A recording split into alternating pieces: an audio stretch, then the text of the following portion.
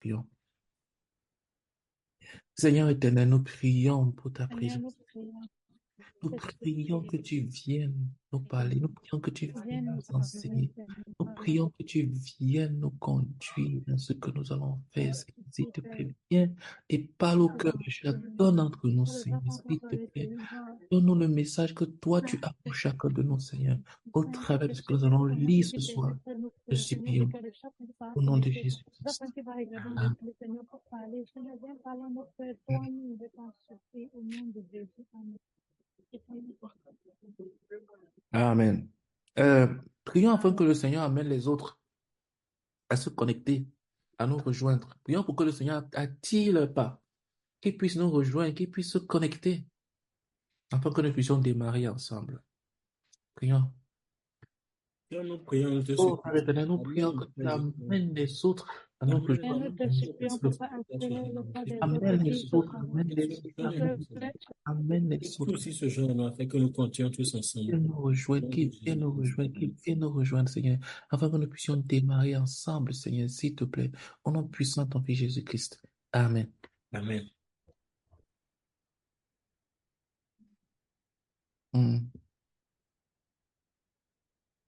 Prions afin que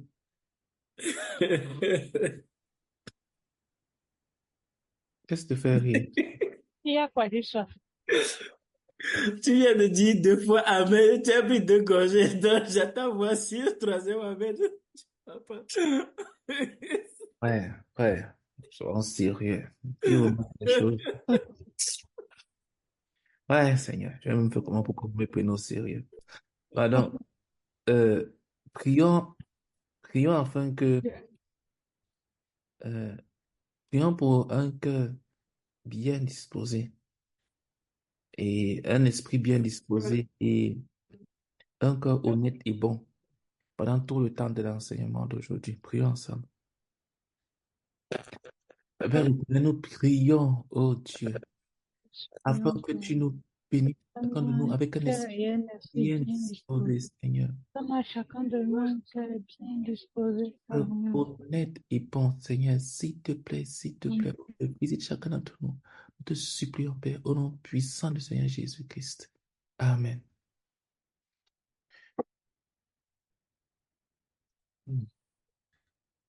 Ok, je vais partager mon écran.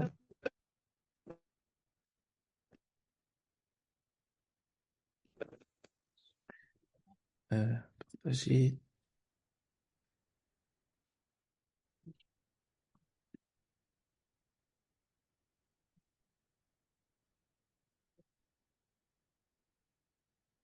Ok. Oui, tout le monde voit mon écran. Donc,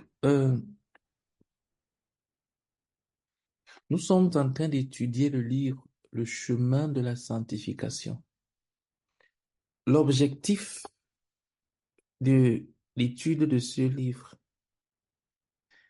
ce n'est pas la connaissance de la sanctification. L'objectif, c'est l'expérience d'une vie de sanctification. Il y a le pasteur congolais là, Marcelo Tounassi, qui a récemment perdu sa femme. J'écoutais un des extraits de ses enseignements où il disait que il y a un Camerounais là, Zacharias Tanefomo, un homme consacré d'un niveau de sainteté très élevé. Chaque fois que je lis un de ses livres, je me repens toujours, je me convertis à nouveau. Et ce que beaucoup de personnes ne savent pas, c'est que, et vous allez remarquer ça avec beaucoup de différences dans les livres qui sortent après le départ du frère Zach et les livres qui sont sortis avant son départ de son vivant. Vous allez voir qu'il y a une différence. La différence n'est pas tant dans le contenu, mais dans l'impact, parce que les livres du frère Zach étaient écrits, étaient noyés dans la prière. C'est-à-dire que le faisant ne partait pas seulement s'enfermer quelque part et puis il faisait des études et il notait ça sur du papier, il tapait ça à la machine et puis on partait faire un livre. Il y avait des gens qui priaient pendant qu'il écrivait. Le livre que moi personnellement j'ai prié pendant qu'il écrivait, c'est le livre La célébrité un masque, le dernier livre qu'il a écrit. Mais les livres du frère Zach, c'était des livres noyés dans la prière, dans la prière, dans la prière. C'est pour cela que quand tu les lis, il y a quelque chose qui se passe. Alors que les nouveaux livres qu'on a maintenant, on rassemble des enseignements, on les fait sous forme de livres. Mais les livres du frère Zach étaient noyés dans la prière pendant qu'il les rédigeait. C'est pour ça qu'il y a une différence. Il y a un livre qu'il a été l'un des livres les plus difficiles à écrire. Euh, Délivrance de l'emprise des démons. C'est ça? Oui.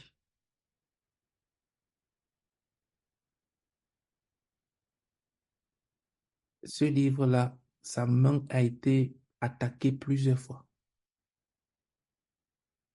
Tous les livres du Fazak qu'il a écrits, c'était des livres spirituels. Ce n'étaient pas des livres de connaissances. C'est pour cela qu'il fallait que ce soit sa vie qui soit mise dessus. Pardon. Il fallait que ce soit sa vie qui soit mise sur le livre. Jerry, pardon, je n'ai pas entendu la partie.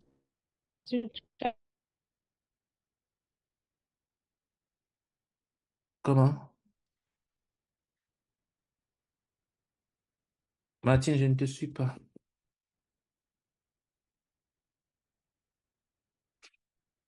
Ok, tu vas écouter l'enregistrement, Martine. Ton réseau dérange.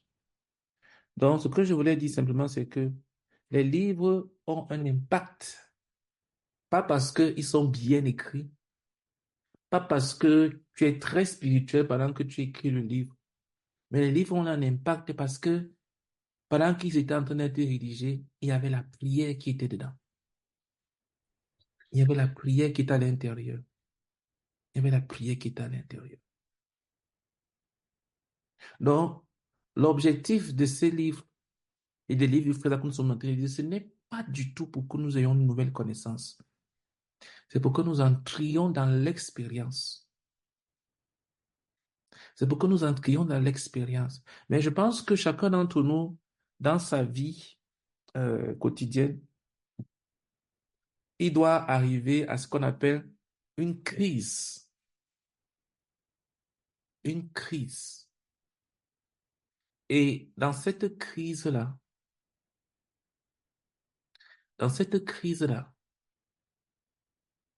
il va, euh, il va arriver à bout de lui-même. C'est-à-dire que si tu n'es pas entré dans une crise, c'est-à-dire un état où tu, tu arrives au point où non, il faut que quelque chose se passe. Parce que très souvent, on a besoin de toucher le fond avant de remonter. Si tu n'es pas arrivé à bout de toi-même, si tu es encore suffisamment fort pour faire tes propres choses, si tu as encore plein de pensées dans la tête sur comment traiter le péché, si tu es encore rempli de plein de connaissances, tu n'en as pas fini avec le péché. Il faut que tu arrives à bout de toi-même avant que tu puisses entrer maintenant dans l'expérience de la délivrance. C'est comme pour le salut. Si tu n'es pas arrivé à bout de toi-même, que tu ne peux pas te sauver, si tu penses que tu peux te sauver de toi-même par tes propres moyens, en essayant d'être bon, en essayant d'obéir à certains commandements, en te disant qu'en le faisant, tu vas accéder, tu vas parvenir au salut, tu te trompes. Tu vas t'égarer très mal. Tu n'auras jamais le salut. Mais si tu n'arrives pas à bout de toi-même, au point où tu dis, où je suis ici, Seigneur, si tu n'interviens pas, je suis fini. J'ai besoin que ta main me tienne. tu ne vas pas réellement désirer la délivrance et tu ne vas pas entrer dans l'expérience. C'est pour cela que vous allez voir ces hommes de Dieu, quand ils ont rencontré le Seigneur, ils étaient à bout d'eux-mêmes. Quand Pierre a rencontré le Seigneur plusieurs fois, la fois où il s'est saisi réellement, c'est lorsqu'il a vu la sainteté de Jésus-Christ. Il a dit, après la pêche miraculeuse, là, il a dit à Jésus, éloigne-toi de moi, car je suis un homme pécheur. Il était terrifié, il était à bout de lui-même. Il avait dit, non, je ne peux plus m'amuser. Mieux tu me laisses comme je suis là. Parce que j'ai tout fait, je suis un homme pécheur. Je ne peux pas me sortir de moi-même. Pardon, mieux Seigneur, tu me laisses. Il était à bout de lui-même.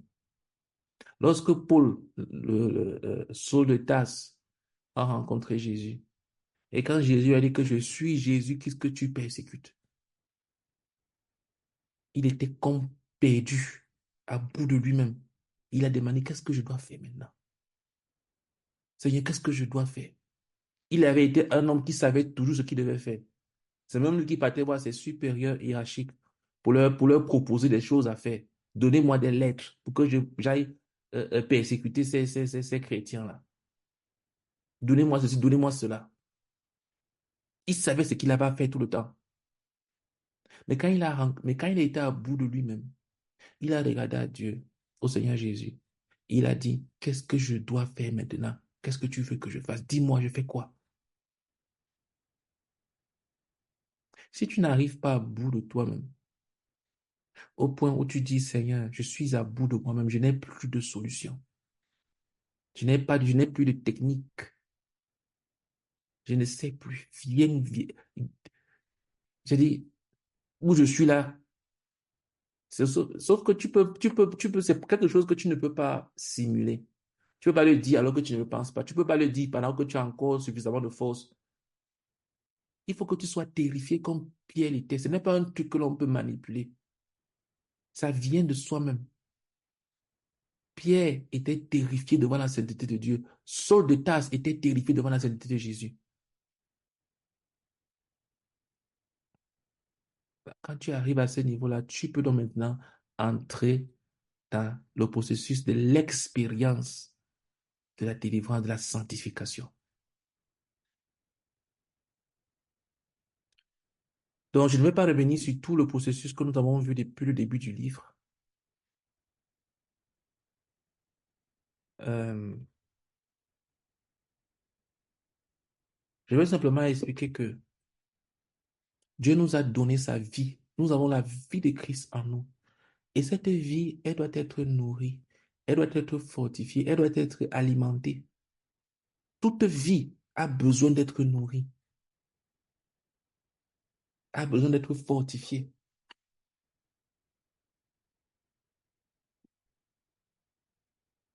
Toute vie a besoin d'être nourrie, a besoin d'être fortifiée. Et la vie spirituelle que tu as reçue, elle est suffisamment sainte pour ne pas être sous la domination, sous la puissance du péché. Elle n'a pas besoin de résolution. Elle n'a pas besoin que tu serres les dents pour résister aux tentations. Elle n'a pas besoin que tu prennes des résolutions à gauche, à droite. Elle est suffisamment sainte pour résister aux tentations du péché, pour chercher, pour aimer Dieu. Mais elle a besoin d'être nourrie, elle a besoin d'être fortifiée, elle a besoin d'être alimentée. La part de Dieu, c'est qui t'a donné la vie qui renverse le péché. Ta part à toi, c'est de nourrir cette vie-là. Et dans la première partie de ce chapitre-ci, on a vu une partie de la nutrition, de l'alimentation de cette vie-là, dans l'étude de la parole. Il faut te nourrir de la parole de Dieu, de la Bible. Il faut la lire. Il faut la lire. Tu peux avoir beaucoup de connaissances spirituelles et tu te dis que, ah oui, mais je connais ça, je connais la Bible, je connais cela. Je te dis la vérité, si tu ne lis pas la Bible comme si tu étais en train de nourrir ton corps physique, tes connaissances spirituelles ne vont pas t'aider. Tu as besoin de lire la Bible comme si tu mangeais pour nourrir ton corps. Si tu lis peu, ton corps sera nourri peu. Ton corps spirituel. Tu as besoin de l'étudier. Tu as besoin d'entrer en profondeur. Tu as besoin de la méditer. Tu as besoin qu'elle te remplisse entièrement. C'est ça qui te donne la force d'avancer. Tu te demandes, mais pourquoi est-ce que je n'arrive pas à avancer? Pourquoi est-ce que je suis comme ça? Pourquoi est-ce que c'est parce que tu ne te nourris pas? Tu ne te nourris pas. Il y a des bons livres chrétiens. Tu les lis, ça peut juste transformer ta vie.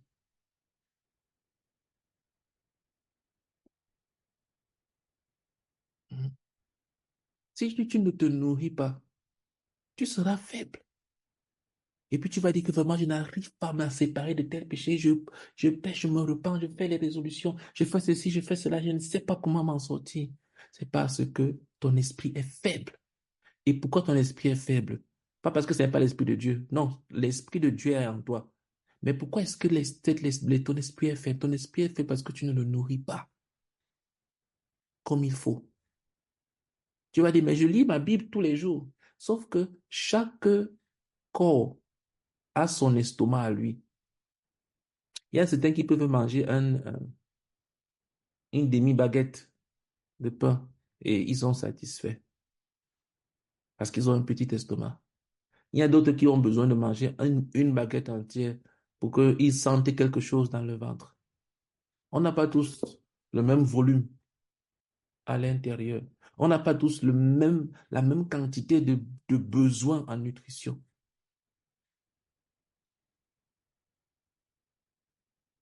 Donc, il se peut que tu te nourrisses, mais de façon insuffisante. Ton esprit a encore faim. Quand tu commences à lire ta Bible, tu n'as pas terminé, tu te lèves, tu pars parce qu'il y a le travail. Quand tu vas en retraite, l'esprit de Dieu n'est pas descendu sur toi, mais ton heure de faim est arrivée. Tu te lèves, tu pars. Donc, dans la première partie, nous avons parlé de la parole. Dans cette partie, c'est que nous allons commencer maintenant. Nous allons parler de la prière dans la méditation quotidienne, journalière. La prière. Il faut prier. Donc, euh, je vais lire. La méditation journalière 2. La prière dans la méditation journalière. L'étude biblique dans la méditation journalière doit normalement être suivie de la prière. Comme nous l'avons fait avec la partie relative à l'étude biblique, nous diviserons ces relatives à la prière dans la méditation journalière en 12 sections. Tu n'es cependant pas obligé de suivre cet ordre. Laisse-toi guider par le Saint-Esprit. Ok. 1. Louange, culte d'adoration. Culte, adoration. Commence ton moment de prière par l'adoration et la louange, car le Seigneur réside dans la louange de ses enfants. Dans la louange, sélectionne les thèmes de ta louange. Ne te contente pas juste de lancer des mots à Dieu. Ne dis pas juste je te loue, je t'adore, je te magnifie, etc. Tu peux le faire pendant des années sans jamais grandir dans ta louange, dans la louange. Et si on t'interdisait l'utilisation de ces mots, tu serais handicapé. Le psaume 150, versets 1 à 2, nous en donne un bon exemple. Le psalmiste dit, louez l'Éternel, louez Dieu dans son sanctuaire, louez-le dans l'étendue où éclate sa puissance, louez-le pour ses hauts faits, louez-le selon l'immensité de sa grandeur. Ainsi, nous sommes appelés à louer le Seigneur. Il nous montre aussi dans quel domaine le louer et pourquoi nous devons le louer. Pendant que tu loues, concentre-toi sur Dieu et déclare à haute voix tout ce qu'il a fait. Ne te fais pas une image de toi-même. Oublie-toi pour le moment. Nous pouvons suivre l'exemple ci-après. Poussez vers Dieu des cris de joie, vous tous habitants de la terre, chantez la gloire de son nom, célébrez sa gloire par vos louanges. Dites à Dieu que tes œuvres sont redoutables à cause de la grandeur de ta force. Tes ennemis te flattent. Toute la terre se prosterne devant toi et chante ton honneur. Elles chantent ton nom. Psaume 66, verset 1 à 4. En continuant à louer, permets que Dieu puisse te révéler de nouveaux thèmes de louange, de façon que tu puisses grandir continuellement dans la louange, le culte et l'adoration. Je pense que le fait de commencer à louer le Seigneur, ça te donne de bonnes dispositions intérieures.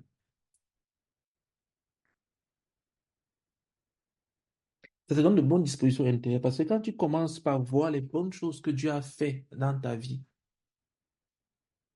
tu commences la prière avec de bonnes dispositions intérieures. Si tu commences simplement avec les besoins, tu pourrais me manquer de foi.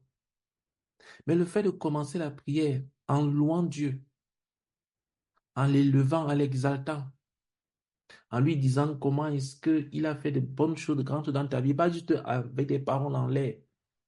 Seigneur, je te remercie pour le souffle de vie. Oui, ça a un sens quand ton souffle de vie a été réellement menacé. Ah, Seigneur, je te remercie pour le souffle de vie. Quel souffle de vie? Tu as eu quel problème avec ton souffle de vie? Tu n'as eu aucun problème avec ton souffle de vie.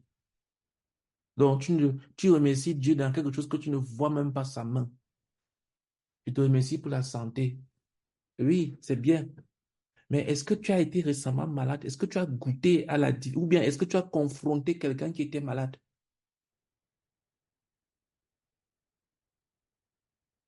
Nous devons louer le Seigneur, mais le louer avec vérité. Donc, quand tu commences dans la prière le matin, après avoir médité, là, ce n'est pas seulement la prière de 15 minutes. Là, quand tu commences dans la prière, là, c'est ton moment de prière, ta routine. Commence par les actions de grâce le matin pour pouvoir voir toute la grandeur de Dieu,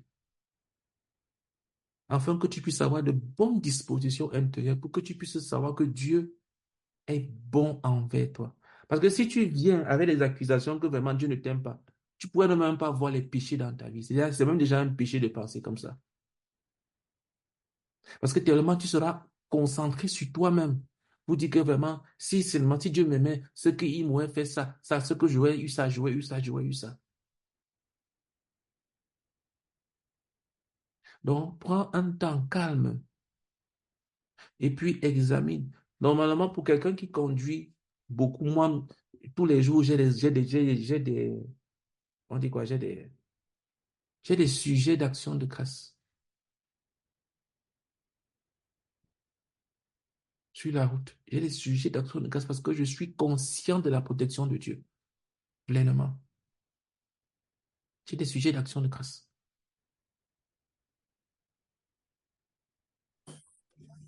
OK. Deuxième point. Deuxième point. Confession des péchés. La louange nous a amenés à un contact vital avec le Seigneur. Si nous devons continuer dans sa présence, il nous faut alors, il faut alors, pardon, que nous nous débarrassions de tout péché. Cela fait de la confession l'étape évidente qui doit suivre la louange lors de la méditation journalière. À ce niveau, l'honnêteté complète est exigée. La Bible dit, si nous disons que nous n'avons pas de péché, nous nous séduisons nous-mêmes et la vérité n'est point en nous. Si nous confessons nos péchés, il est fidèle et juste pour nous les pardonner et pour nous purifier de toute iniquité. 1 Jean 8 à 9. Ainsi, demande au Seigneur de sonder ton cœur et de vous montrer tout péché non confessé. Le psalmiste exprime un tel désir dans les paroles suivantes. Éternel, tu me sondes et tu me connais. Tu sais quand je m'assieds et quand je me lève. Tu pénètres de loin ma pensée. Tu sais quand je marche et quand je me couche. Et tu pénètres toutes mes voies. Car la parole n'est pas sur ma langue, que déjà, ô Éternel, tu la connais entièrement. Psaume 139, verset 1 à 4. Bien que le Seigneur nous connaisse très bien, nous devons toujours lui demander de nous sonder. Le psalmiste continue dans le même psaume en disant, sonde-moi, ô Dieu, et connais mon cœur. Éprouve-moi et connais mes pensées. Regarde si je suis sur une mauvaise voie et conduis-moi sur la voie de l'éternité. Psaume 139, versets 23 à 24. Examine tes activités récentes pour y découvrir quelques faiblesses, péchés ou compromis qui doivent être confessés. Permets au Seigneur d'examiner les motifs de tout ce que tu as fait dans le récent passé. Tes motifs ont-ils été purs? Celui qui pèse les esprits, c'est l'Éternel. Proverbe 16, verset 2. Permets au Seigneur de peser ton cœur. Proverbe 21, verset 2. Lorsque la lumière du Seigneur a brillé dans ton cœur pour te révéler la vraie condition des choses, cette lumière te conduira à la confession. Confessons tous les péchés spécifiques que tu as commis contre le corps. Confesse tous les péchés spécifiques que tu as commis contre le corps de Christ. L'orgueil, l'esprit de division, le refus de coopérer pour la gloire du Seigneur, l'esprit de critique, etc. Confesse ton incapacité à aimer Dieu de façon suprême, de tout ton cœur, de toute ton âme, de toute ta pensée. Deutéronome 6, verset 5. Confesse aussi ton besoin d'être rempli à nouveau par le Saint-Esprit. Éphésiens 5, verset 18.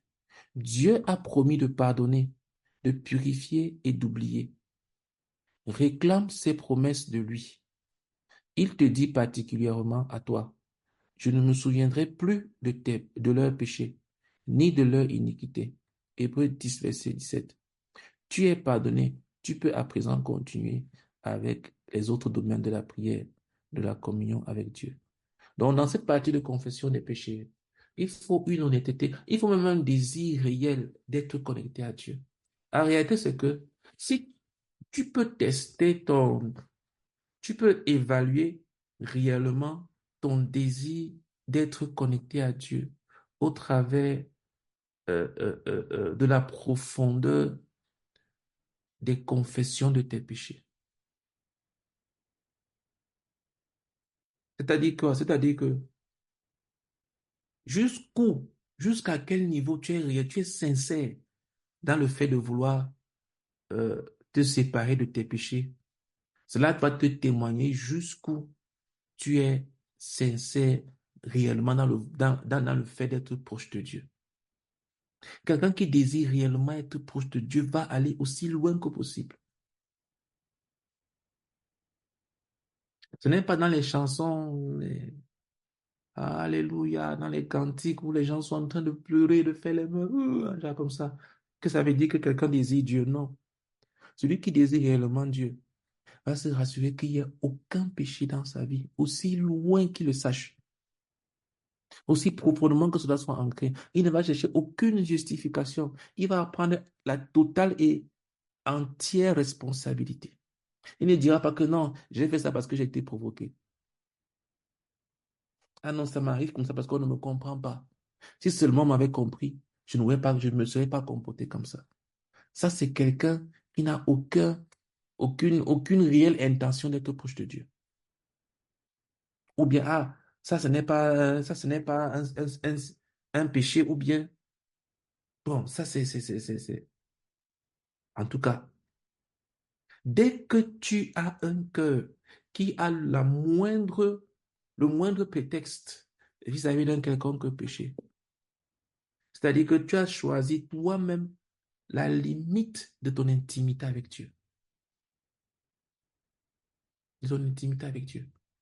Je me souviendrai toujours l'une des premières fois quand je commençais à aller prier avec le frère Zach. À une nuit de prière, il avait une chemise blanche, il avait c'est pas les pulls verts qui ont comme, pas les pulls verts que les qu'on a comme ça, comme une veste pull vert blanche, un pantalon noir. Il avait dit que il n'a pas un seul péché qui se souvienne, qui soit présent dans sa vie, qu'il connaisse. Et j'avais été frappé de voir un homme qui peut se tenir devant les gens au nom de Dieu et dire qu'il n'y a pas un seul péché dans sa vie qu'il connaisse.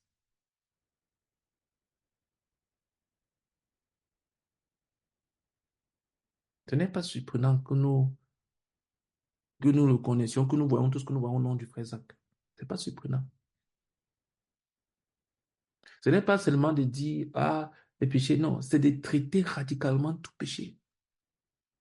C'est-à-dire, c'est ça qui comment dire, c'est comme si c'est ça qui te lance vers Dieu. Quand tu creuses profondément les péchés de ta vie, quand tu t'en sépares profondément avec tous les péchés dans ta vie, tu es en train d'élargir les limites de ton accès à Dieu, de ton intimité avec lui. J'ai écouté quelqu'un qui disait que quand tu vois un arbre grandit dans deux directions. Et il y a les racines et il y a à l'extérieur le tronc qui s'élève. Je pense que c'est général pour toutes les plantes. Il expliquait que dans le sol, l'arbre grandit vers le bas et c'est plus difficile parce que les racines doivent vaincre la résistance du sol, mais aller encore plus en profondeur. Il expliquait que c'est la profondeur des racines là qui détermine la hauteur de ce qui est à l'extérieur de la terre.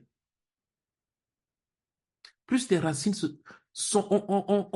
ont réussi à vaincre la résistance du sol et aller encore plus en profondeur, et plus elles ont donné de la marge au tronc de pouvoir s'élever encore plus haut et de pouvoir résister au vent. Mais si les racines ne sont pas là en profondeur parce que le sol était là et le sol était résistant, dès qu'un petit vent va arriver là, fou, elles vont s'écouler. Le tronc déjà que le tronc ne va pas s'élever haut. Et les racines, c'est quoi? Ce sont des choses qu'on ne voit pas. C'est caché dans la terre. Ce sont des fondations qu'on ne voit pas. Si tu veux développer une relation d'intimité avec Dieu, s'il te plaît, enlève tout péché de ta vie. Et toute source de péché.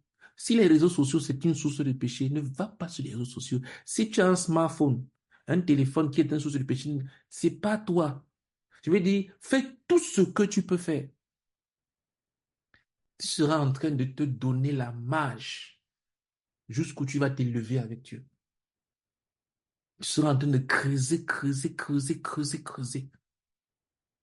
Quand tu commences ta journée avec un cœur pur, avec un cœur sanctifié, avec un cœur où tu t'es repenti de tout péché, un cœur où tu as traité tout péché, si tu avais insulté quelqu'un et que tu as pris le temps de corriger cela, de te repentir devant Dieu et devant la personne que tu as insultée, tu vas commencer une nouvelle journée totalement différente, remplie de Dieu. Donc, traiter avec le péché dans nos vies le matin, cela nous donne la marge jusqu'où nous allons nous élever dans notre relation avec Dieu. Les gens se demandent, mais pourquoi est-ce que je ne suis pas aussi spirituel? Pourquoi est-ce que je ne suis pas aussi, pourquoi je ne suis pas aussi spirituel que telle ou telle personne? Traite avec le péché. Ne cherche pas les grandes connaissances spirituelles. Traite avec le péché d'abord.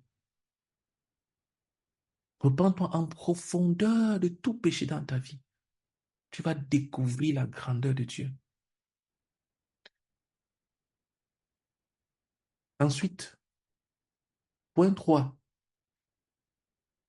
l'attente devant le Seigneur. Le but de l'attente devant le Seigneur est de le savourer très tôt dans la prière de communion avec lui. La Bible dit, garde le silence devant l'Éternel et espère en lui. Psaume 37, verset 7. Le Seigneur dit, arrêtez et sachez que je suis Dieu. Psaume 46, verset 11. De tels moments d'attente silencieuse sont indispensables pour la croissance de nos esprits dans la connaissance de Dieu. Il justifie aussi le nom de méditation personnelle, car c'est essentiellement un temps de silence devant Dieu. En entrant dans cette sphère de la prière, de ta communion avec Dieu, soumets ta pensée et ton esprit dans un temps de silence complet devant le Seigneur. Retire-toi complètement du monde. N'aie plus aucune autre pensée à l'exception des pensées de Dieu, le Père, Dieu le Fils, Dieu et de Dieu le Saint-Esprit. Si tu dois dire quelque chose, je recommande qu'il n'y ait aucune parole, quelle qu'elle soit. Murmure silencieusement, je t'aime Seigneur. Tu me manques Seigneur. Je languis après ta présence Seigneur. Viens bientôt Seigneur. Viens bientôt Seigneur Jésus, etc. Concentre-toi sur l'immense amour qu'il a pour le monde en général et pour toi en particulier. Concentre-toi sur son être en tant que le Dieu d'amour et attends-toi à ce que quelque chose de sa nature coule dans ton propre être. Ne te presse pas d'offrir la bouche et que ton cœur ne se hâte pas d'exprimer une parole devant Dieu. Car Dieu est au ciel et toi sur la terre. Que tes paroles soient donc peu nombreuses, car si les songes naissent de la multitude des occupations, la voix de l'insensé se fait entendre dans la multitude des paroles. Lorsque tu fais un vœu à Dieu, ne tarde pas à l'accomplir, car il n'aime pas les insensés. Accomplis le vœu que tu as fait. Ecclésiaste chapitre 5, du verset 1 à 3. Le silence devant Dieu, s'attendre à Dieu. Euh,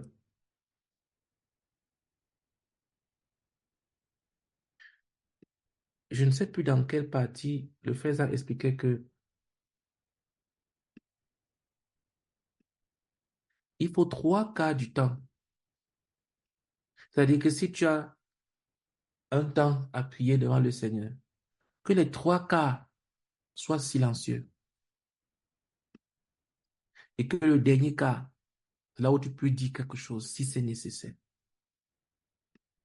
Le moment le plus important dans la prière, c'est le moment de silence devant Dieu. Le moment où tu es en train d'entendre lui. Ce n'est pas le moment où tu bavardes beaucoup. Ou bien tu prends la retraite de 15 minutes, tu commences à répéter, à lire les phrases rapidement. Le frère a expliqué que dans la retraite de 15 minutes, s'il avait 1 minute pour prier, il allait prendre les 3 premiers quarts de ces 1 minute-là pour faire silence devant Dieu. Mais nous, quand on vient devant le Seigneur, on dit n'importe quoi, des bêtises. On parle, on parle, on parle, on parle, on parle, on parle.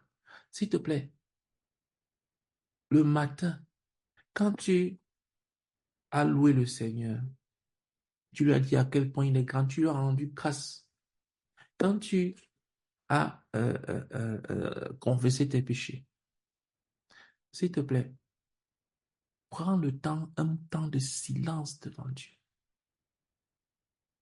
Ce n'est pas un temps où tu vas t'endormir pour commencer à ronfler, pour montrer à Dieu à quel point tu le méprises. C'est un temps où tu vas rester calme, pour donner ta révérence à Dieu, pour dire à Dieu à quel point tu le révères.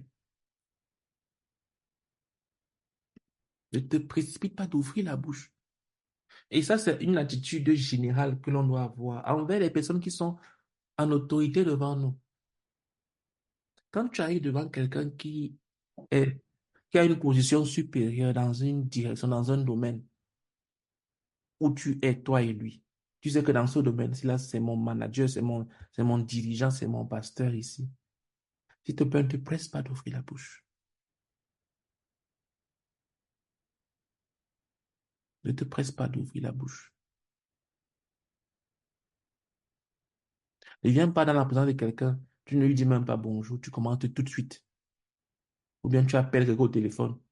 Dès qu'il décroche, tu déverses tout ce que tu as dans le ventre. Prends le temps, un moment de silence. Sois une personne posée. C'est vrai qu'on n'a pas tous le même tempérament.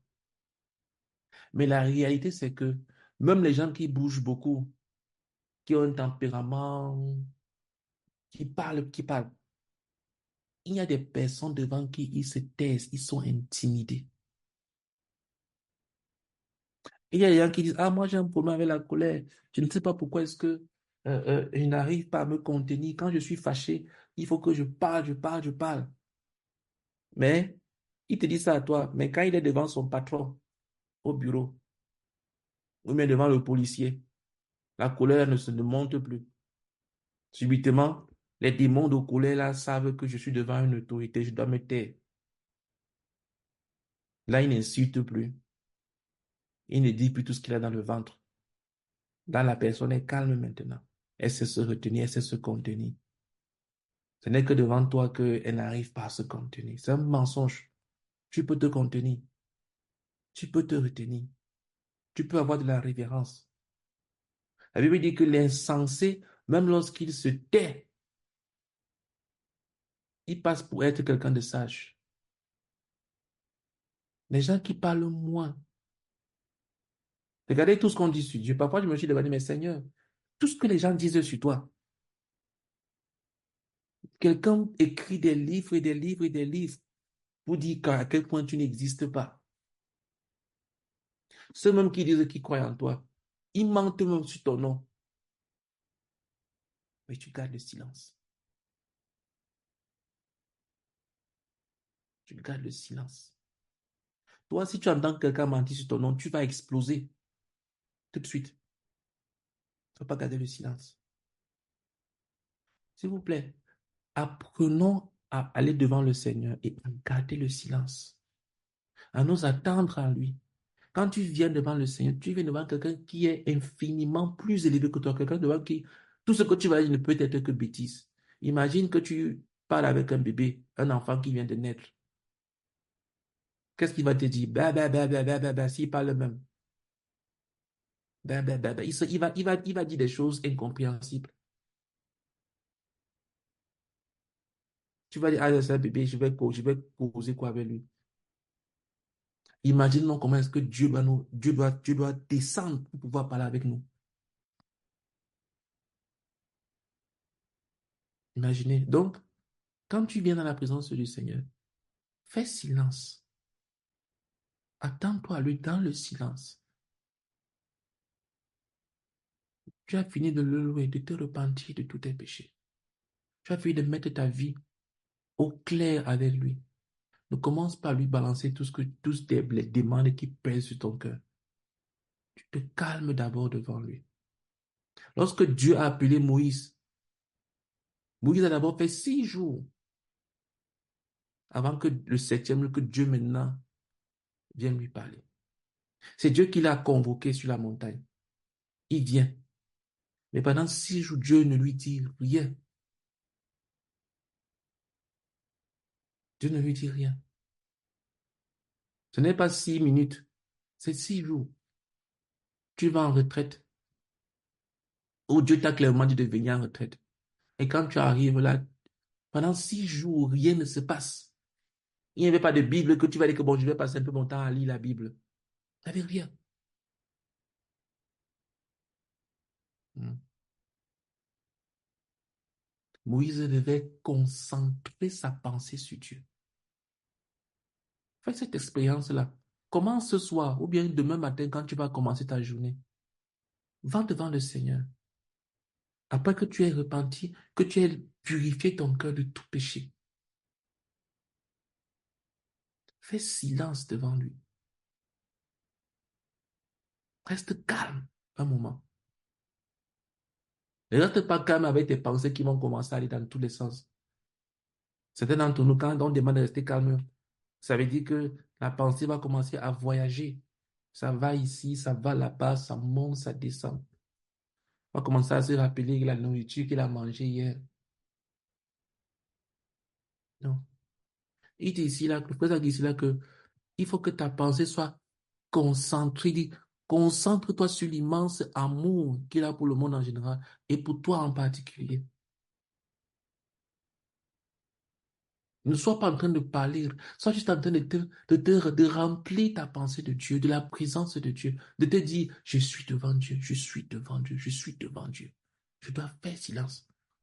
Tu peux avoir la bouche fermée, mais ta tête est en train de crier de toutes tes forces. Non. Jusqu'à ce que tu arrives à être calme.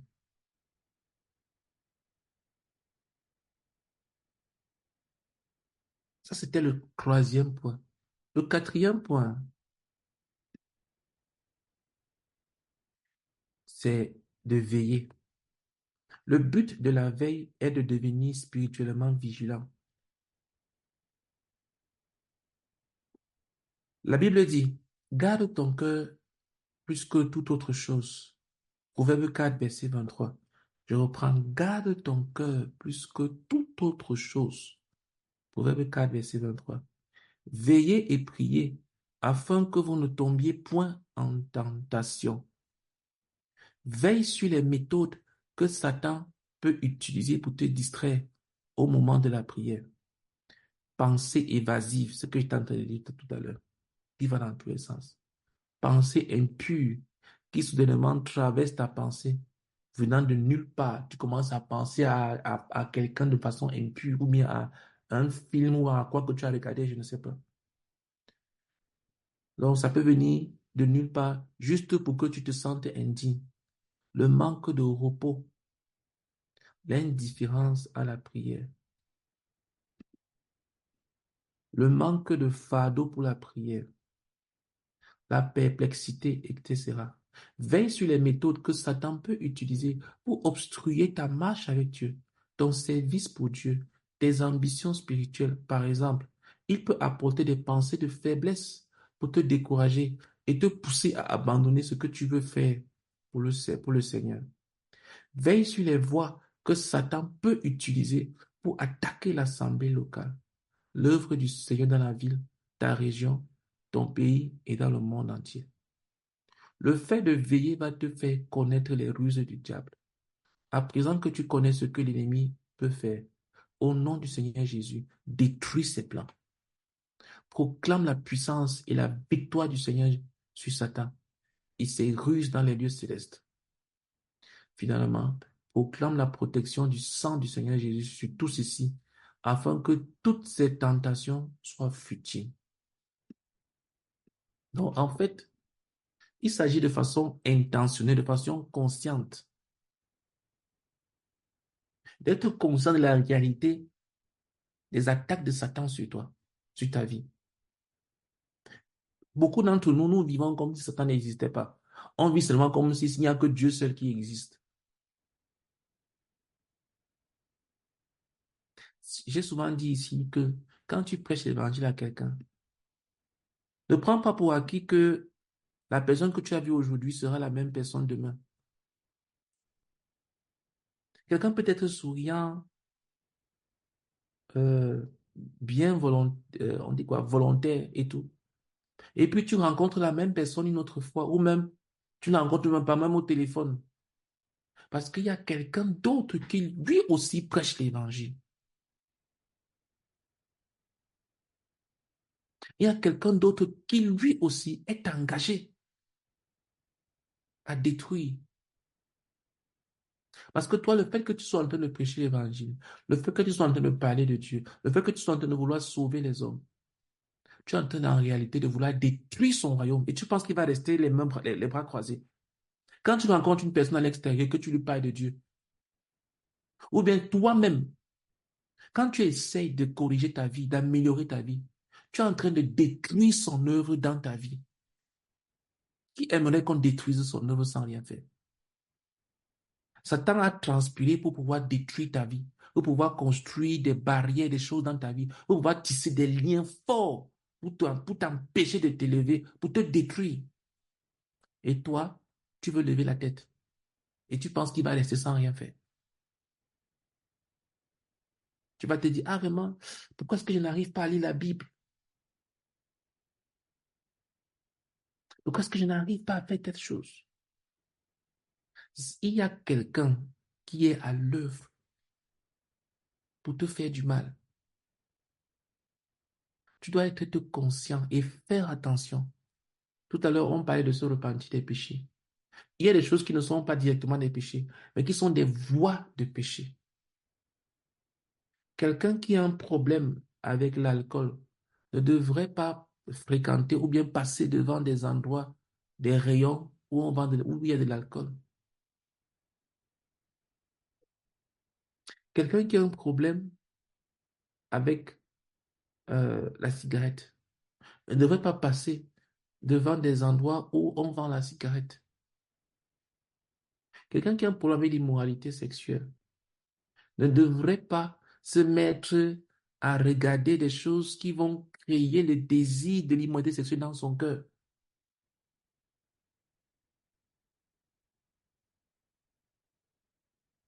Il y a des choses qui sont des voies de péché.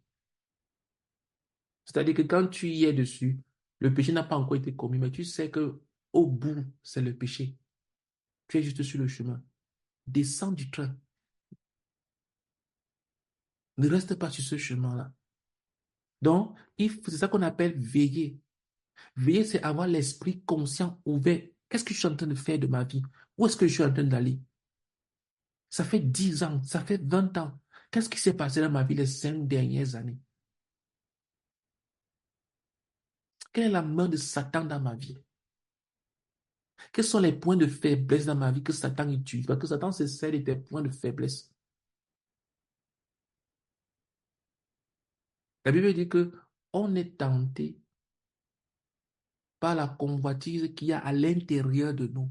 Le diable ne vient pas te tenter avec quelque chose qui n'est pas en toi. C'est dans ton cœur. Les choses qui sont mauvaises, c'est dans ton cœur. Et c'est ça qu'il vient utiliser pour activer. C'est dans le cœur. Donc tu dois veiller et te dire, aïe, quels sont les domaines dans ma vie? Voici une nouvelle journée que je vais commencer. Qu'est-ce qui a gâté ma journée d'hier? Qu'est-ce qui a fait en sorte que hier je ne sois pas aussi loin spirituellement que j'aurais pu l'être? Qu'est-ce qui a fait en sorte que la semaine qui vient de s'achever, je n'aille pas aussi loin avec Dieu que j'aurais voulu? Tu prends le temps pour regarder, pour analyser, pour voir. Qu'est-ce qui m'a découragé sur le chemin que j'avais choisi? Qu'est-ce qui s'est passé? Tu prends le temps. C'est ça qu'on appelle veiller. Veiller, ça veut dire que tu prends de façon consciente un moment pour examiner les voies de Satan autour de toi. Ça, c'est veiller sur soi-même. Tu peux veiller également sur quelqu'un d'autre et examiner avec le même procédé. De voir comment est-ce que cette personne-ci, là, chaque fois qu'elle se comporte comme ça, elle finit, elle arrive à ce point-ci là. Donc, elle a un problème de cette manière-ci. Ou bien, dans une assemblée, quels sont les points d'attaque de Satan? Chaque fois qu'on essaie de faire quelque chose, qu'est-ce qui nous empêche? Qu'est-ce qui nous bloque? Est-ce qu'il y a quelqu'un qui est avec nous qui ne devrait pas être là? Ou alors, est-ce qu'il y a des choses qu'on a attaquées qu'on ne devrait pas faire? Qu'est-ce qui nous refroidit? Qu'est-ce qui me refroidit? Quelles sont les œuvres de Satan dans ma vie? Qu'est-ce que Satan est en train de faire? Quelle est sa main dans ma vie? À quel moment est-ce que je tombe toujours dans le péché? Qu'est-ce qui me pousse à ne pas me lever spirituellement? Qu'est-ce qui me bloque? Quels sont les obstacles? Quelles sont les chaînes? C'est ça qu'on appelle veiller. Et quand tu vois tout ça, qu'est-ce que tu fais? Tu dis, au nom de Jésus, je détruis cela. Il y a des personnes qui pensent que Satan est un petit chaton, que tu vas seulement dire, oh, vraiment, Satan, va-t'en dans ma vie, je ne veux plus. Oh, vraiment, il faut que ma vie, ils ne prient même pas, ils font des désirs, il faut que ma vie change, il faut que, et ils vont dire qu'ils sont en train de prier. La prière, ce n'est pas on dit quoi, ce n'est pas lancer un désir en l'air. Quand tu pries, tu parles à Dieu.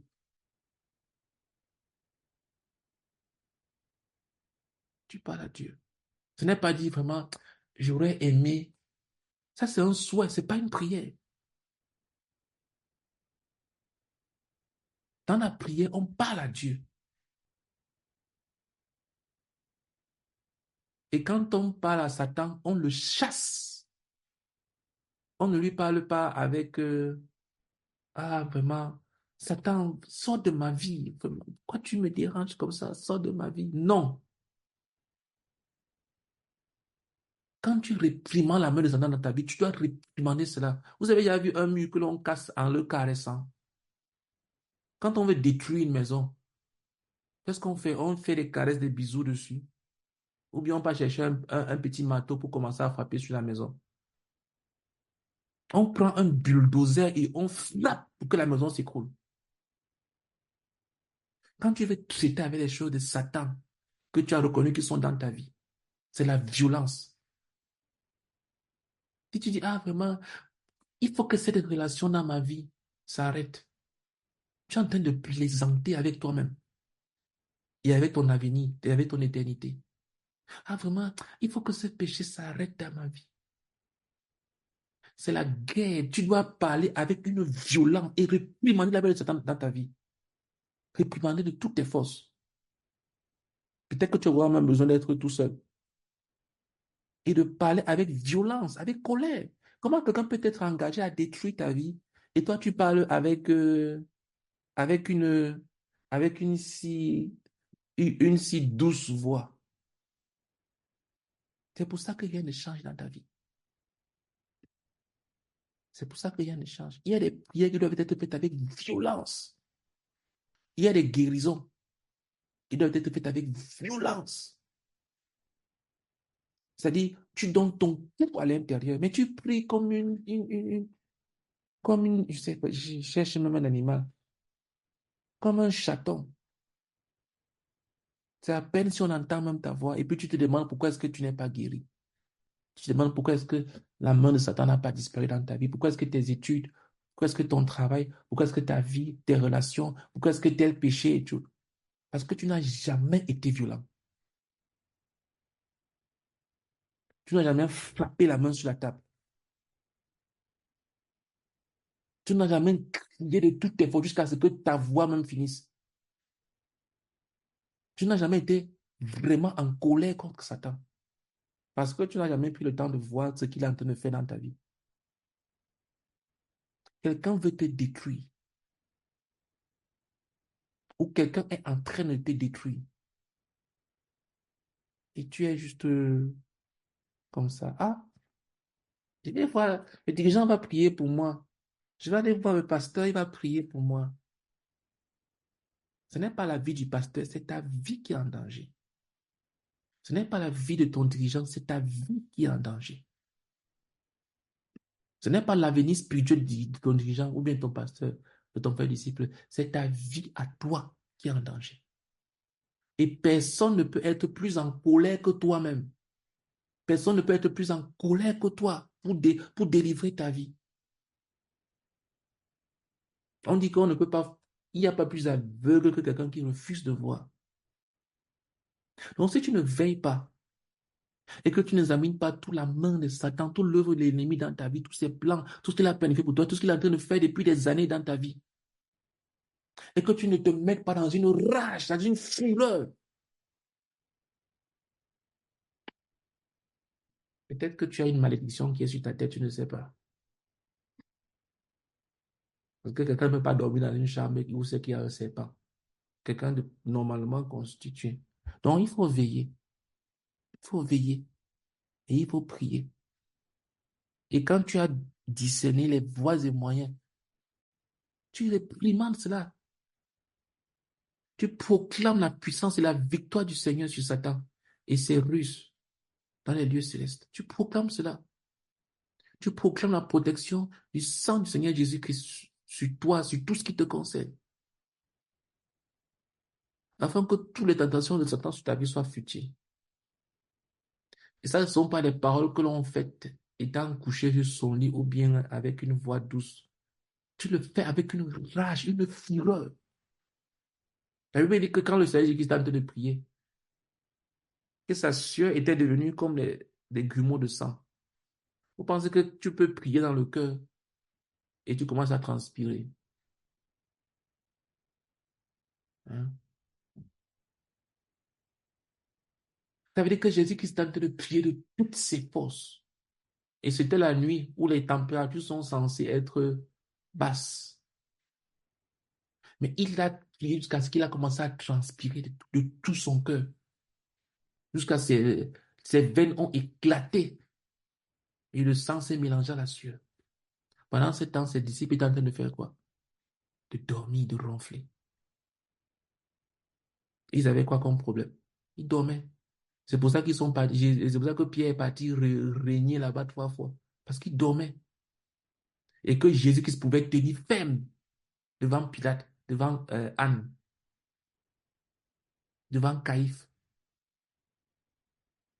Il avait géré ça dans le secret. Mais toi, tu ne tiens pas ferme devant la tentation parce que tu n'as pas géré ça dans le secret. Tu n'as pas identifié les voies.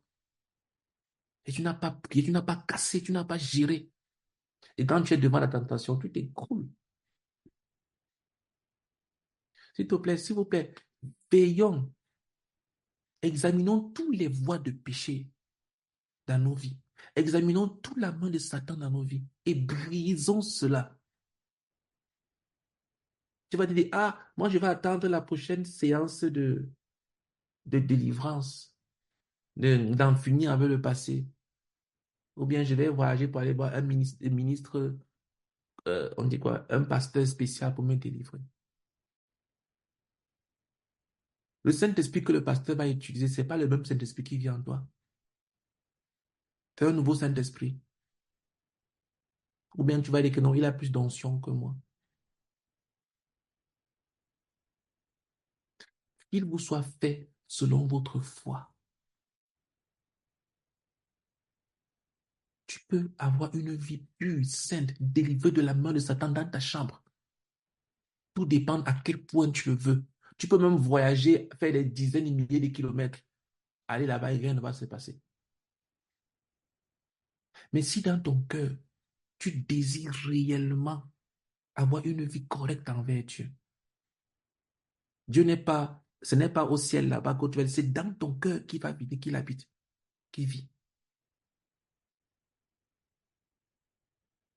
Et la vie qui est en toi est la vie de Dieu lui-même, qui a créé tout ce que nous voyons. Donc tu peux examiner et avec la rage, t'en séparer. Ok, on va vous lire le dernier point-ci. Et je vais m'arrêter là. Le point 5. La prière basée sur la parole. Pendant ton étude biblique, tu as trouvé des choses dans la parole pour lesquelles tu dois prier et tu les as écrites. Ces choses peuvent être, ces choses peuvent inclure des révélations au sujet du Seigneur, de sa parole, de toi-même, etc. Tu peux vouloir élever dans la prière au Seigneur tout le passage ou juste un verset de ce passage. Il se pourrait que tu veuilles demander au Seigneur de te transformer en un intercesseur effectif. Si tu as lu le passage qui parle du besoin d'ouvriers, tu peux vouloir obéir au commandement du Seigneur et prier pour des ouvriers. Convertis tout simplement en prière les leçons que tu as apprises pendant ton étude biblique. Ici, là, c'est le fait que quand tu as fini d'étudier la parole de Dieu le matin, quand tu l'as médité, tu as pris un passage. Maintenant, il faut que tu pries pour que ce que Dieu a dit là se produise, ce que Dieu t'a même dit. Dieu peut même t'avoir dit de grandes choses qu'il va faire dans ta vie te concernant. Mais je t'assure, si tu ne pries pas, il y en a qui disent que non, Dieu m'a dit. Comme Dieu m'a dit, ils croient que parce que Dieu leur a dit, ça va se faire. En réalité, si Dieu t'a réellement dit quelque chose, ça va se voir que c'est Dieu qui te l'a dit, par la manière dont tu vas prier pour ça. Mais si tu as la facilité à dire que Dieu m'a dit telle chose, et puis tu oublies même, tu passes à autre chose. Il y a des gens qui ont eu de grandes révélations. Dieu leur a dit ceci, ils ont vu ceci, ils ont vu cela. Et puis quelques mois, quelques semaines après, parfois même quelques jours, pour certains quelques heures, ils sont passés à autre chose. Ils ont oublié. Ça veut dire que Dieu ne leur a rien dit. Lorsque Dieu t'a dit quelque chose, tu vas prier pour cette chose-là. tu n'auras pas la paix. Ce que Dieu t'a dit et que tu peux balancer comme ça de côté, ce n'est pas le Dieu du ciel. Il ne parle pas pour parler. Quand Dieu t'a dit quelque chose, tu n'auras pas la paix. Tu vas sentir qu'il y a quelque chose qui me manque, qu'il faut que je fasse. Ça va revenir, ça reviendra, ça reviendra, ça reviendra. Jusqu'à ce que tu pries. Quand tu vas commencer à prier pour cela, le fait que Dieu t'a dit là va commencer à entrer à l'existence, à venir à l'existence. Tant que tu dis que Dieu m'a dit et que tu n'as pas transformé ça en prière, tu es en train de plaisanter. Donc quand tu as médité le matin, tu as écouté le Seigneur, tu as entendu ce qu'il t'a dit. S'il te plaît, mets tes genoux au sol et prie pour que ces choses-là viennent à l'existence dans ta vie, tout ce qu'il t'a dit. Parce que comme je l'ai dit, il y a quelqu'un qui ne veut pas ça. Nous ne sommes pas encore au ciel où Satan a été chassé. Nous sommes sur la terre où il se trouve. C'est au ciel que la volonté de Dieu s'accomplit sans résistance. Mais ici sur terre, nous devons lutter dans la prière pour que la volonté de Dieu s'accomplisse. Si tu penses que parce que Dieu a dit, ça va faire comme ça, tout seul, tu te trompes. Tu te trompes. Si Dieu t'a dit une chose et que tu n'es pas en train de prier pour cette chose-là, Dieu ne t'a rien dit. Si Dieu t'a dit une chose et que tu as oublié ça, ce n'est pas le Dieu du ciel. Le Dieu du ciel, quand il te dit une chose, il ne passe pas à autre chose. Il ne parle pas pour que tu prennes ses paroles pour remplir ta tête, que ce soit du décoratif. Quand Dieu t'a donné un truc à faire, et tu ne fais pas cette chose-là, et tu crois qu'il va te donner une deuxième chose, je te dis la vérité, ce n'est pas le Dieu du ciel. C'est même pas comme ça qu'il est.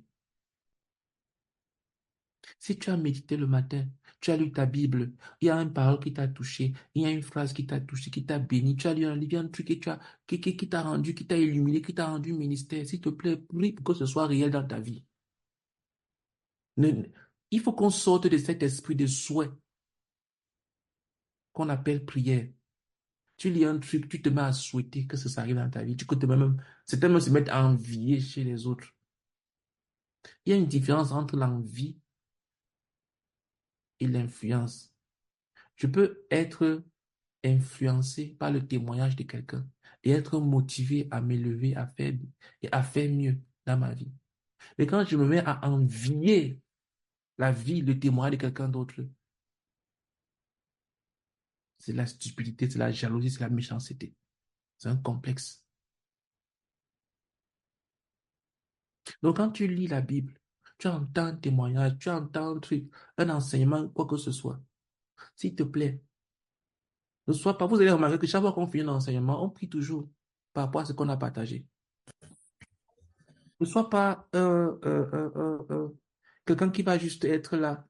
Tu écoutes un truc, ah vraiment, c'est bien, c'est bien, c'est bien. Et puis tu te lèves, tu pars. Tu dois prier. Il faut prier. Tu as médité le matin. Tu as entendu la voix de Dieu.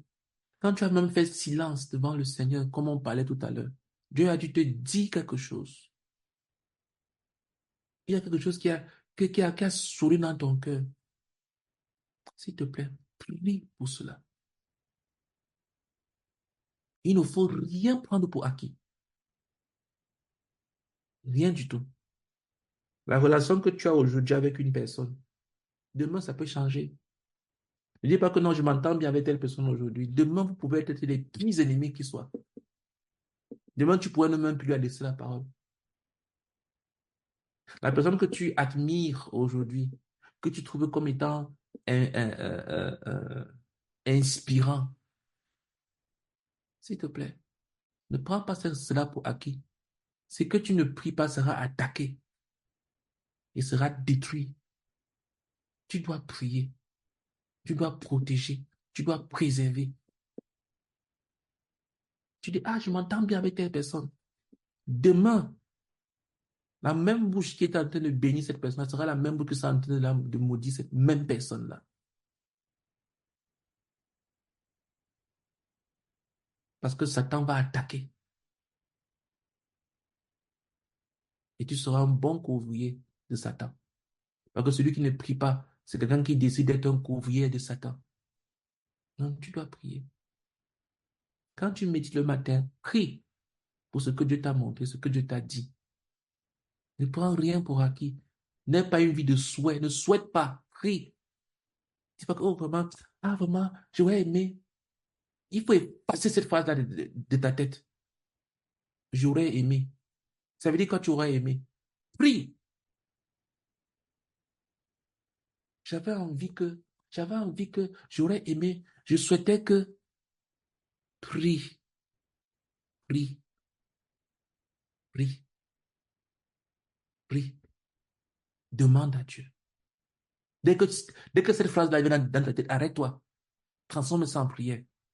Au lieu de dire j'aurais aimé, dis Seigneur. Remplace ce que le j'aurais aimé là pas. Seigneur. J'aurais souhaité là pas. Seigneur. Seigneur. Ah, vraiment, si seulement je pouvais. Seigneur. Prie, prie, prie, prie et prie. Ne dis pas que non, je n'ai pas enregistré le temps. Il faut que j'enregistre mon temps de prière pour les comptes rendus. Prie, même si tu n'enregistres pas. Prie. Dieu n'est pas au ciel pour regarder ton temps de compte rendu que tu as. Il faut que tu notes. Prie seulement. Dès que ça vient, dis pas que non, ce n'est pas mon moment de prière. Je suis en pleine route. Prie, prie. Ah non, je suis dans le métro. Il y a beaucoup de bruit autour de moi. Je ne peux pas. Prie, prie. Ne fais pas les souhaits. Prie. Ah vraiment, si seulement cette. Non. Dis seulement Seigneur. Prions. Donc, on va s'arrêter là. Je vais pas entamer le point 6 aujourd'hui. Euh,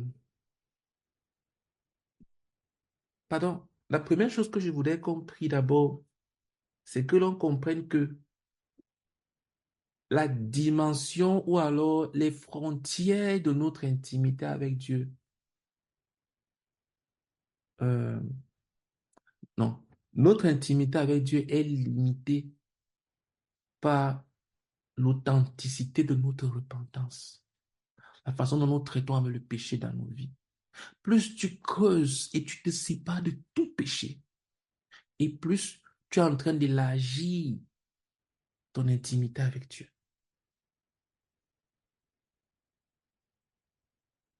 Tu es en train d'élargir. Ce n'est pas que plus tu lis beaucoup la Bible, il faut lire la Bible pour te nourrir. Mais si tu lis la Bible avec le péché dans le cœur, tu es en train de perdre ton temps. Si tu lis la Bible alors que tu connais le péché qui est dans ton cœur, tu es en train de perdre ton temps. Si tu pries alors qu'il y a le péché dans ton cœur, tu ne t'es pas repenti, mais tu es en train de demander à Dieu de te donner ceci, de te donner cela. La prière là va frapper là-bas, ça va revenir te frapper toi-même. Ça va frapper sur ton péché et ça va redescendre sur toi. Quand tu as un péché dans ta vie, tu ne peux rien faire avec Dieu jusqu'à ce que tu te repentes. Ne saute pas au-dessus du péché. Ne saute pas.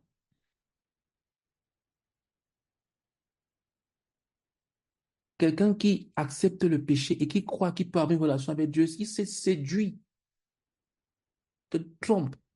Tu ne vas rien connaître de lui. C'est le message qu'il était en train de donner à ma grande soeur aujourd'hui quand je la raccompagnais pour prendre son transport. Je lui ai expliqué que tu ne peux pas commencer une relation avec Dieu sans avoir traité la question du péché. Ce n'est pas les je crois en Dieu, oui, j'aime Dieu. Non. Tu dois examiner ta vie et voir les péchés, les choses que tu connais, pas par comparaison aux autres, mais ta propre conscience, avec tes propres valeurs, tu sais que ça, c'est un péché. Ça, Dieu n'aime pas ça. Ce n'est pas que tel pasteur n'aime pas ça. Non. Dans ta conscience, tu sais que Dieu n'aime pas ça. Quand tu traites ta vie comme ça et que tu te repens sincèrement, honnêtement, je t'assure, tu vas développer une spirituelle que toi-même tu ne vas pas te reconnaître.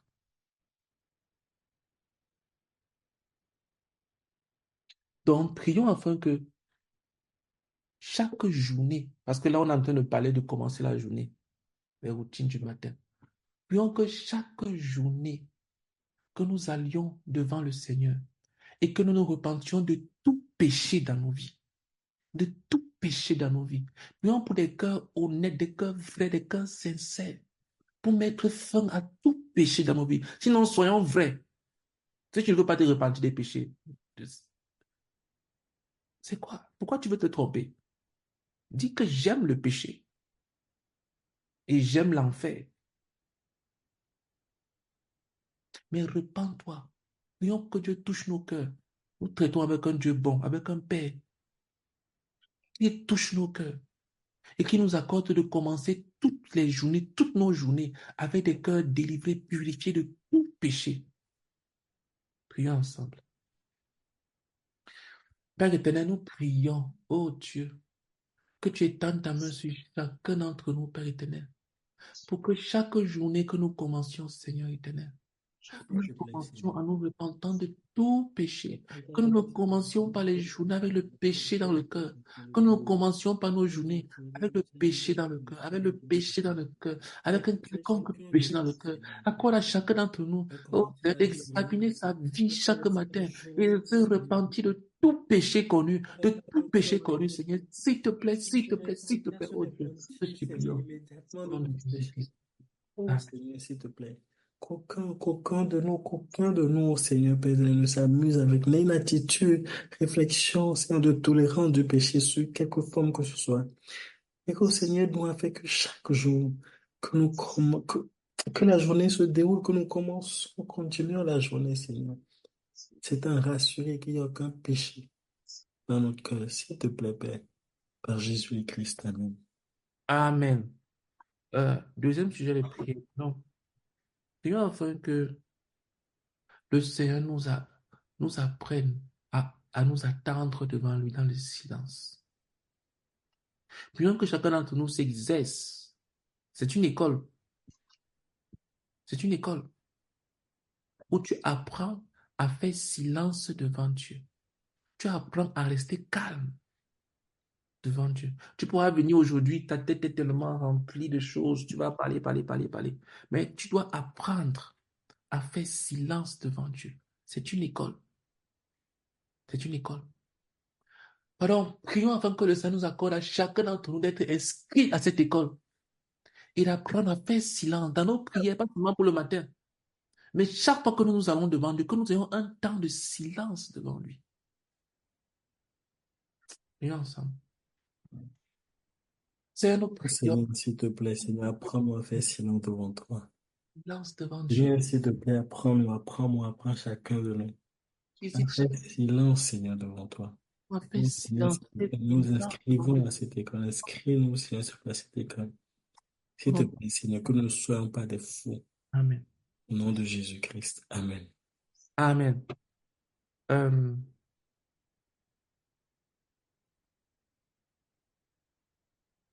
prions afin que,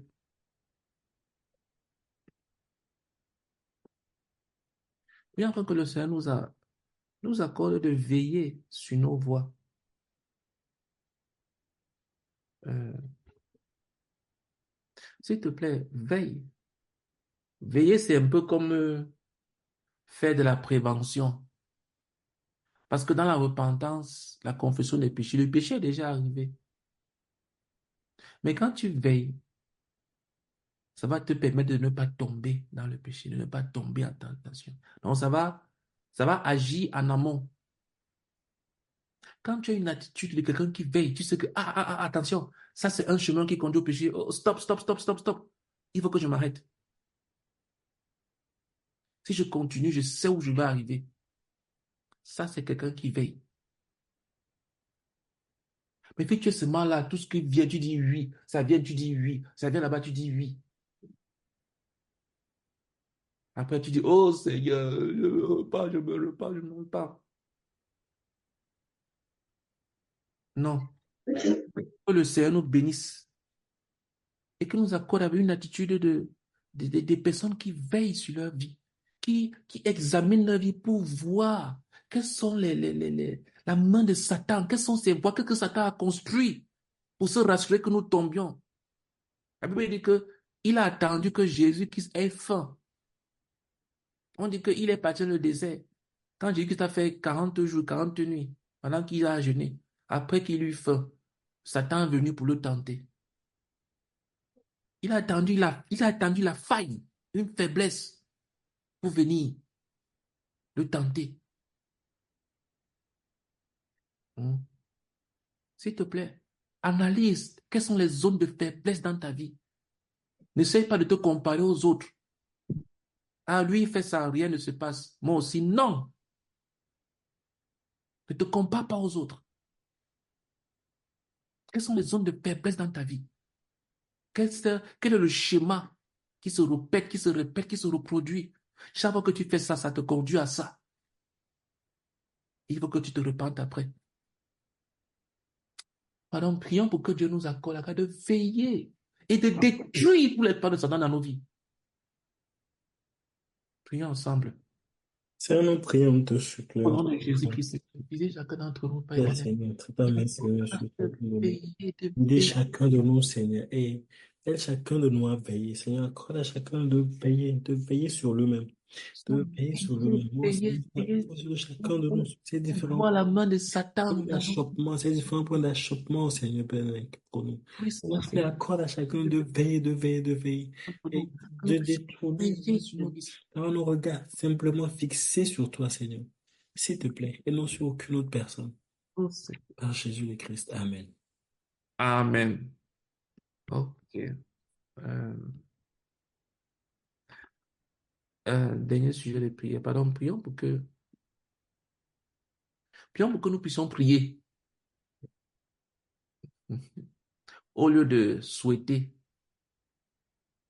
J'espère que vous avez compris ce message que j'ai partagé là. Quand je parle de souhaiter et tu penses que tu as prié parce que tu as souhaité.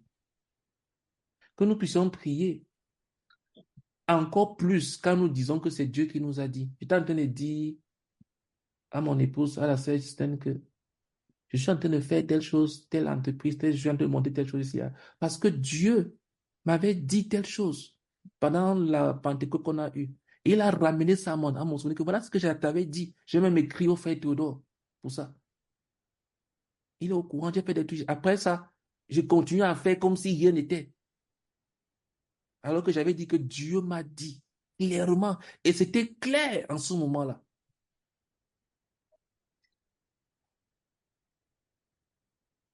Mais je n'ai pas suffisamment prié. Je n'ai même pas prié pour ça. C'est pour ça que je me retrouve au mois de juillet en train de m'efforcer à faire quelque chose. Il a fallu que Dieu me donne une gifle pour que je commence à me réveiller.